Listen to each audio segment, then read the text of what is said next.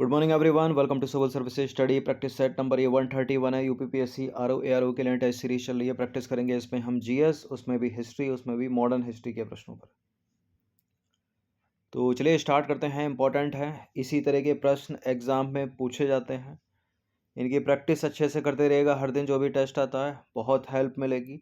बहुत सारे प्रश्न सीधे सीधे मिलेंगे, ठीक है। जो लोग एग्ज़ाम दे रहे होंगे उनको ये बातें पता होंगी। तो चलिए स्टार्ट करते हैं। पहला प्रश्न है, भारतीय स्वतंत्रता संग्राम के संदर्भ में निम्नलिखित घटनाएं हैं, इन पर विचार करना है। रॉयल इंडियन नेवी में विद्रोह, भारत छोड़ो आंदोलन की शुरुआत, द्वितीय गोलमेज सम्मेलन। कालानुक्रम इनको लगाना है, ये इंपॉर्टेंट है। कालानुक्रम स्टेट पीसीएस के लिए, यूपी पीसीएस में ही पूछा जाता है, आरओ में भी और यूपीएससी सिविल सेवा में भी। तो रॉयल इंडियन नेवी में विद्रोह हुआ था 1946 में। भारत छोड़ो आंदोलन की शुरुआत सभी को पता होगा 1942 में महात्मा गांधी के द्वारा। गोलमेज सम्मेलन 3 हुए, 1930 में, 1931, 1932। ये दूसरा है तो 1931 में हुआ होगा। तो सबसे पहले 1931 का दूसरा गोलमेज सम्मेलन, उसके बाद भारत छोड़ो आंदोलन की शुरुआत, उसके बाद रॉयल इंडियन नेवी में विद्रोह। तो इसका आंसर हो जाएगा 3-2-1 सी। देखिए, रॉयल इंडियन नेवी विद्रोह ये फरवरी 1946 में हुआ, जब रेटिंग्स के नाम से जाने जाने वाले गैर कमीशन अधिकारियों और नाविकों के एक वर्ग ने ब्रिटिश अधिकारियों के खिलाफ विद्रोह किया। ये बेहतर भोजन और आवास की मांग को लेकर हड़ताल के रूप में शुरू हुआ। सरदार वल्लभ भाई पटेल और मोहम्मद अली जिन्ना के हस्तक्षेप से विद्रोह समाप्त हो गया और विद्रोहियों ने 23 फरवरी 1946 को आत्मसमर्पण कर दिया। बात करें भारत छोड़ो आंदोलन की, तो महात्मा गांधी ने 1942 में अंग्रेजों के खिलाफ भारत छोड़ो आंदोलन नामक आंदोलन का एक नया चरण शुरू करने का फैसला किया। उन्होंने जनता को करो या मरो का नारा दिया, उन्हें अहिंसक तरीके से विरोध करने को कहा और गांधी और अन्य नेताओं को जेल में डाल दिया गया इस आंदोलन के दौरान। लेकिन फिर भी ये आंदोलन चलता रहा और इस आंदोलन ने अपना काम कर दिखाया। अगला है द्वितीय गोलमेज सम्मेलन। तो सितंबर 1931 से दिसंबर 1931 के दौरान लंदन में एक द्वितीय गोलमेज सम्मेलन आयोजित किया गया था और यहाँ गांधी ने जो है भारतीय राष्ट्रीय कांग्रेस का प्रतिनिधित्व किया। यह एकमात्र गोलमेज सम्मेलन था जिसमें कांग्रेस ने भाग लिया, ठीक है। ये प्रश्न भी अलग से पूछा था। और गांधी ने कौन से गोलमेज सम्मेलन में भाग लिया, तो दूसरे गोलमेज सम्मेलन में भाग लिया। एक प्रश्न और बड़ा पूछा जाता है कि तीनों गोलमेज सम्मेलन में भाग लेने वाले व्यक्ति का नाम, तो डॉक्टर भीमराव अंबेडकर ने जो है तीनों गोलमेज सम्मेलन में भाग लिया। देखिए नंबर इस पर कॉल है, व्हाट्सअप करके आप फुल टेस्ट सीरीज प्राप्त कर सकते हो आरओ एआरओ की। क्वेश्चन नंबर 2 पर आ जाइए। 1920 में निम्नलिखित में से किसने अपना नाम परिवर्तित करके स्वराज सभा रख लिया? किसने रखा था? All India Home Rule League ने। All India Home Rule League या Akhil Bharatiya Home Rule League? Option number A है इसका आंसर। देखिए होम रूल की बात करें तो होम रूल लीग, इसको एग्जाम्स में गृह शासन अधिनियम के नाम से भी जो है पूछ लेता है प्रश्न बनाकर। तो होम रूल लीग आंदोलन प्रथम विश्व युद्ध के प्रति भारतीय प्रतिक्रिया थी, लेकिन विदेशों में रहने वाले भारतीयों की प्रतिक्रिया की तुलना में अधिक प्रभावी तरीका था, ठीक है, जिसने गदर आंदोलन का रूप ले लिया। और आयरिश होम रूल लीग की तर्ज पर, इसको भी याद रखिएगा, आयरिश होम रूल लीग की तर्ज पर दो भारतीय होम रूल लीग का आयोजन किया गया और उन्होंने आक्रामक राजनीति की एक नई प्रवृत्ति के उद्भव का प्रतिनिधित्व किया। एनी बेसेंट और बाल गंगाधर तिलक, ये दो नाम याद रखने हैं, ठीक है। इस नई प्रवृत्ति के अग्रणी थे, इन्होंने ही होम रूल लीग की शुरुआत की थी।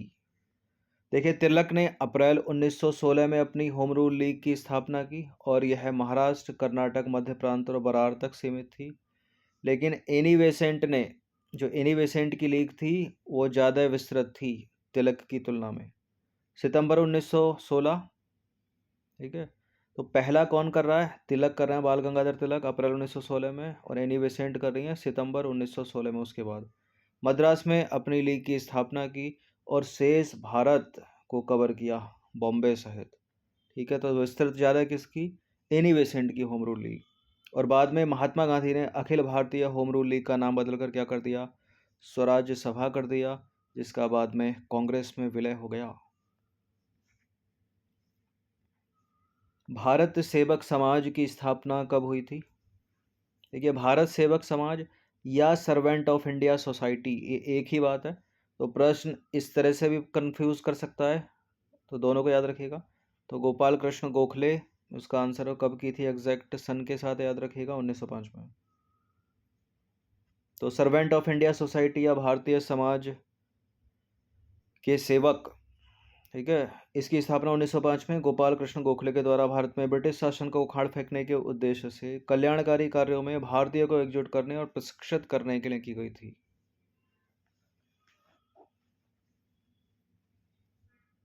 क्वेश्चन नंबर 4 है, निम्नलिखित में से किसने भारत में अंग्रेजी औपनिवेशिक नियंत्रण की आलोचना करने के लिए अन ब्रिटिश वाक्यांश का प्रयोग किया?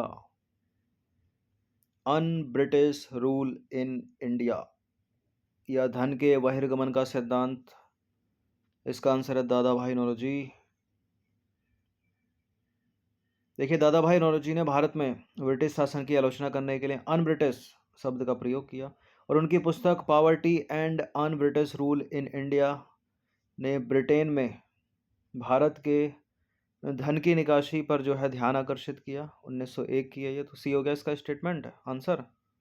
देखिए, ड्रेन थ्योरी की बात करें तो ड्रेन थ्योरी मतलब ये धन का बहिर्गमन, अनेक उदारवादियों नेताओं ने जो है, कौन कौन से हैं वो, दादा भाई नौरोजी, आर.सी. दत्त, दिनशा बाचा एवं कुछ अन्य ने ब्रिटिश शासन की शोषणमूलक आर्थिक नीतियों का अनावरण किया और उनके द्वारा भारत में किए जा रहे आर्थिक शोषण के लिए धन निकासी या धन के बहिर्गमन के सिद्धांत का प्रतिपादन किया।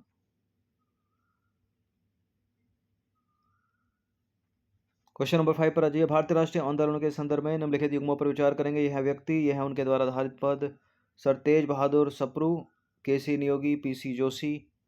तेज Bahadur Sapru all India liberation federation के अध्यक्ष, लिबरल फेडरेशन के अध्यक्ष। संविधान सभा के सदस्य के.सी. नियोगी, भारतीय कम्युनिस्ट पार्टी के महासचिव पी.सी. जोशी। कौन सा सही है इसमें? ऑल इंडिया लिबरल फेडरेशन के अध्यक्ष थे तेज बहादुर सप्रू, सही है ये बात। संविधान सभा के सदस्य के.सी. नियोगी, ये भी ठीक है। भारतीय कम्युनिस्ट पार्टी में महासचिव पी.सी. जोशी, ये भी सही है। तो 1 2 3 डी है इसका आंसर, सारे के सारे सही समझ लेता हूँ। क्वेश्चन नंबर 6 पर आ जाइए। वर्ष 1893 में सर विलियम बेडनबर्न और W.S. केन ने किस उद्देश्य से भारतीय संसदीय समिति की स्थापना की थी? क्या उद्देश्य था? भारत में राजनीतिक सुधारों हेतु हाउस ऑफ कॉमन्स में आंदोलन करने के लिए। ऑप्शन नंबर ए है इसका आंसर। देखिए, सर विलियम बेडनबर्न वर्ष 1860 से 1880 के बीच भारत में एक सिविल सेवक थे, और भारत में अपनी सेवा के दौरान बेडनबर्न ने अकाल, भारतीय किसानों की गरीबी, किसान ऋणग्रस्तता और प्राचीन गांव की व्यवस्था को पुनर्जीवित करने के सवाल पर ध्यान केंद्रित किया। इन समस्याओं के साथ उनकी चिंता ने उन्हें भारतीय राष्ट्रीय कांग्रेस के संपर्क में ला दिया। उन्होंने वर्ष 1889 में बम्बई में आयोजित चौथे कांग्रेस अधिवेशन की अध्यक्षता की थी, और उन्होंने 1893 में एक लिबरल पार्टी के सदस्य के रूप में संसद में प्रवेश किया। भारत में राजनीतिक सुधारों हेतु सदन में बेडनबर्न ने जो है केन के साथ मिलकर भारतीय संसदीय समिति का गठन किया। तो ए है इसका आंसर, जिसके साथ वे 1893 से 1900 तक अध्यक्ष के रूप में जुड़े रहे। और वर्ष 1895 में वेटनबर्न ने भारतीय वेपर वेलवी कमीशन, जिसे रॉयल कमीशन के नाम से जाना जाता था, उस पर भारत का प्रतिनिधित्व किया। उन्होंने अकाल की जांच और निवारक उपायों की जांच के लिए जून 1901 में स्थापित भारतीय अकाल यूनियन की गतिविधियों में भाग लिया। क्वेश्चन नंबर 7 पर आ जाइए। ब्रिटिश युग्मों पर विचार करेंगे, निम्नलिखित युग्मों पर विचार करेंगे। ब्रिटिश इंडियन एसोसिएशन के प्रथम अध्यक्ष राधाकांत देव, मद्रास महाजन सभा के संस्थापक बाल गंगाधर तिलक, इंडियन एसोसिएशन के संस्थापक सुरेंद्र नाथ बनर्जी। बहुत पूछा जाता है इसको एग्जाम्स में, जो कि करेक्ट है। ब्रिटिश इंडियन एसोसिएशन के प्रथम संस्थापक राधाकांत देव, ये भी सही है। मद्रास महाजन सभा के संस्थापक बाल गंगाधर तिलक थोड़े थे। तो थर्ड को एलिमिनेट करिए, जहाँ जहाँ 3 है वो नहीं होगा, जहाँ जहाँ 2 है वो नहीं होगा। जहाँ जहाँ 2 है वो नहीं होगा, क्योंकि थर्ड भी करेक्ट है तो ए नहीं होगा, तो 1 और 3 इसका आंसर हो गया बी। तो मद्रास महाजन सभा की बात करें, मद्रास महाजन सभा 16 मई 1884 को एम बी राघवाचार्य, जी सुब्रमण्यम अय्यर और पी आनंद चार्लो ने की थी इसकी स्थापना। और इस संगठन का उद्देश्य स्वतंत्रता संग्राम के लिए काम करने वाले विभिन्न क्षेत्रीय संगठनों को एकत्रित करना था। ठीक है, बाकी राधाकांत देव ब्रिटिश इंडियन एसोसिएशन, और सुरेंद्र नाथ बनर्जी 10 नवंबर 1848 को कलकत्ता में उनका जन्म हुआ, और उन्होंने 26 जुलाई 1876 को इंडियन एसोसिएशन की स्थापना की, जिसका उद्देश्य अखिल भारतीय राजनीतिक आंदोलन का केंद्र था। तो ये डेट के साथ याद रखिएगा, 26 जुलाई 1876 को इंडियन एसोसिएशन की स्थापना किसने की? सुरेंद्र नाथ बनर्जी ने।